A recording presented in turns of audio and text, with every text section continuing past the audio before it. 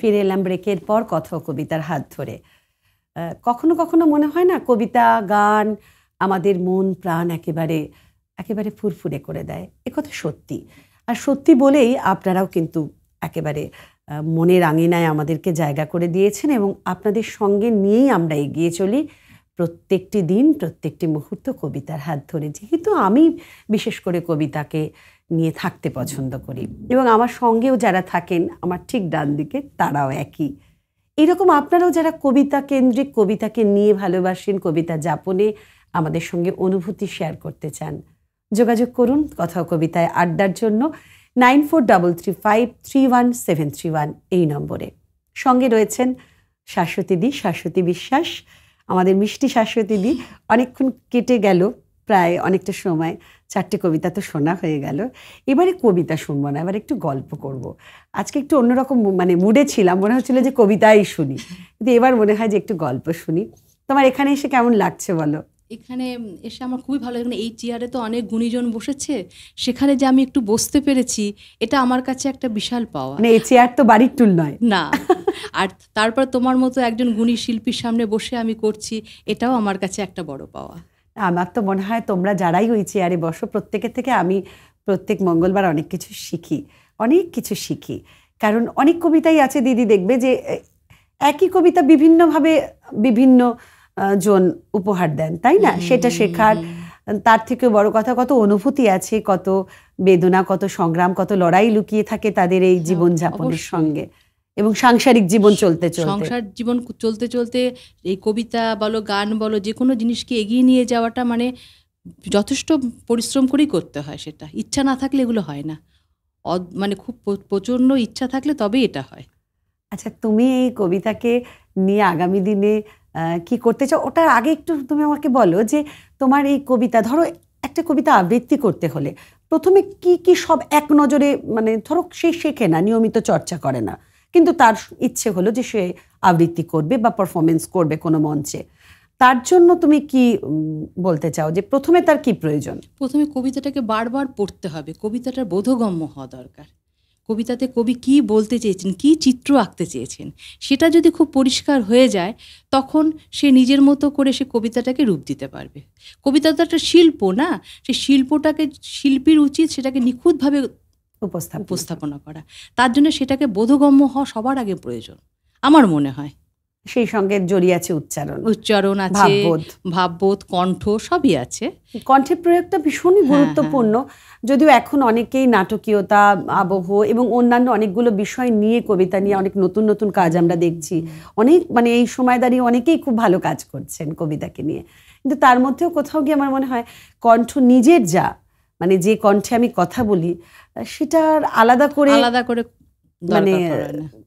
কোনো কবিতার জন্য বাচ্চাদের গলা বা আমি বলতে চাইছি কি, বুঝতে পেরেছো তো তুমি? আমাদের দর্শক বন্ধুদের এটাই বোঝাতে চাইছি যে কবিতার জন্য আলাদা কণ্ঠের দরকার নেই। তোমাকে ঈশ্বর যে কণ্ঠ দিয়েছেন সেই কণ্ঠ দিয়েই আমরা কবিতা আবৃত্তি, আমি যা আমি তাই, তো সেইটাই তোমার কাছ থেকে আজকে পেয়েছি। আমার মনে হয় দর্শক বন্ধুরাও একই কথাই বলবে আমার মনে হয়।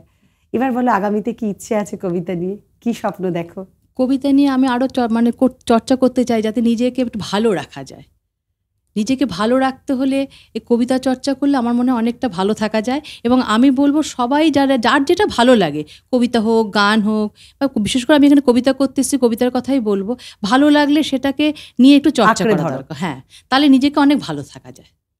নিজেকে যখনই মন খারাপ হলো বা কিছু হলো বা ভালো লাগা হলো, খুব আনন্দের মধ্যেও এই কবিতা করলেই যেন মনটা অনেক ভালো লাগে। আরেকটা জিনিসও একটু বলি, যেটা আমার প্রতিনিয়ত মনে হয় যে এই যে জীবনযাপনে আমাদের দৈনন্দিন মন খারাপ তো আমাদের বেশি আনন্দের থেকে, তাই না?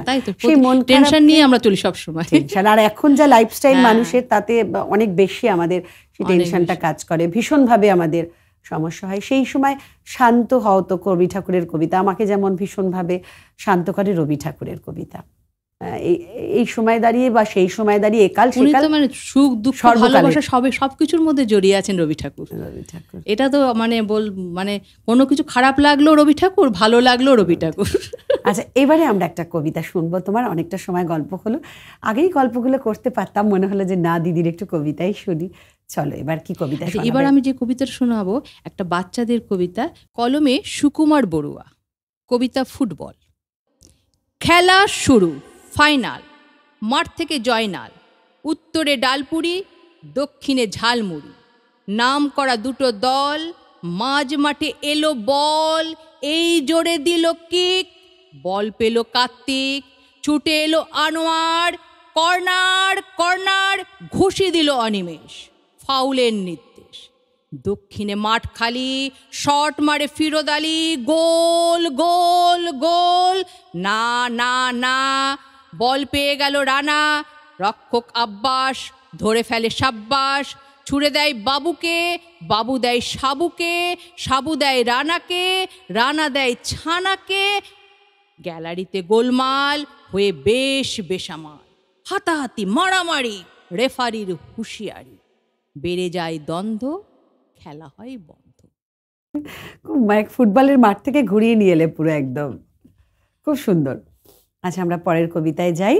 অনেক অনেক শুভকামনা শাশ্বতীদি তোমার জন্য। আর সবচেয়ে বড় কথা হচ্ছে, একটা কবিতা দেখে বললেও আমরা কিন্তু খেলার মাঠে পৌঁছে গেছিলাম।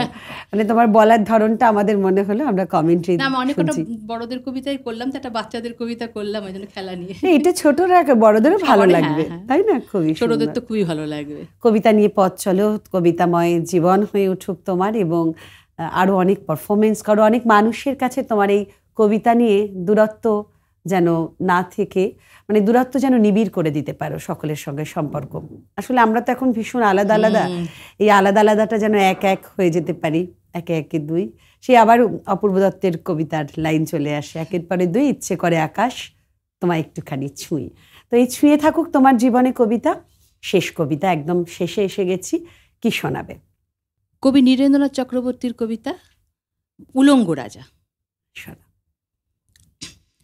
সবাই দেখছে যে রাজা উলঙ্গ, তবু সবাই হাততালি দিচ্ছে, সবাই চেঁচিয়ে বলছে সাবাস সাবাস। কারো মনে সংস্কার, কারো ভয়, কেউ বা নিজের বুদ্ধি অন্য মানুষের কাছে বন্ধক দিয়েছে, কেউ বা পরান্নভোজী, কৃপাপ্রার্থী, উমেদার, প্রবঞ্চক। কেউ ভাবছে রাজবস্ত্র সত্যিই অতীব সূক্ষ্ম, চোখে পড়ছে না যদিও, তবু আছে, অন্তত থাকাটা কিছু অসম্ভব নয়। গল্পটা সবাই জানে, কিন্তু সেই গল্পের ভিতরে শুধুই প্রশস্তি বাক্য, উচ্চারক কিছু আপাত মস্তক, ভীতু, ফন্দিবাজ অথবা নির্বোধ স্তাবক ছিল না। একটি শিশুও ছিল, সত্যবাদী, সরল, সাহসী একটি শিশু। নেমেছে গল্পে রাজা বাস্তবের প্রকাশ্য রাস্তায়, আবার হাততালি উঠছে মুহুর্মুহু, জমে উঠছে স্তাবক বৃন্দের ভিড়। কিন্তু সেই শিশুটিকে আমি ভিড়ের ভিতরে আজ কোথাও দেখছি না। শিশুটি কোথায় গেল? কেউ কি কোথাও তাকে কোনো পাহাড়ের গোপন গুহায় লুকিয়ে রেখেছে? নাকি সে পাথর, ঘাস, মাটি নিয়ে খেলতে খেলতে ঘুমিয়ে পড়েছে কোনো দূর নির্জন নদীর ধারে, কিংবা কোনো প্রান্তরের গাছের ছায়ায়? যাও, তাকে যেমন করেই হোক খুঁজে আনো, শেষ একবার এই উলঙ্গ রাজার সামনে নির্ভয়ে দাঁড়াক। শেষ একবার এই হাততালি ঊর্ধ্বে গলা তুলে জিজ্ঞাসা করুক, রাজা তোর কাপড় কোথায়? আরে সুন্দর একটি কবিতা দিয়ে আমাদের মনে দাগ কেটে দিলে তুমি শাশ্বতীদি। ভীষণ ভালো থেকো, তোমার আগামী দিনের অনেক অনেক শুভকামনা রইল, এবং ভীষণ ভালো থেকো, সুস্থ থেকো। তুমিও ভালো থেকো। কথা ও কবিতা আজকের মতো এই পর্যন্তই। নমস্কার। নমস্কার।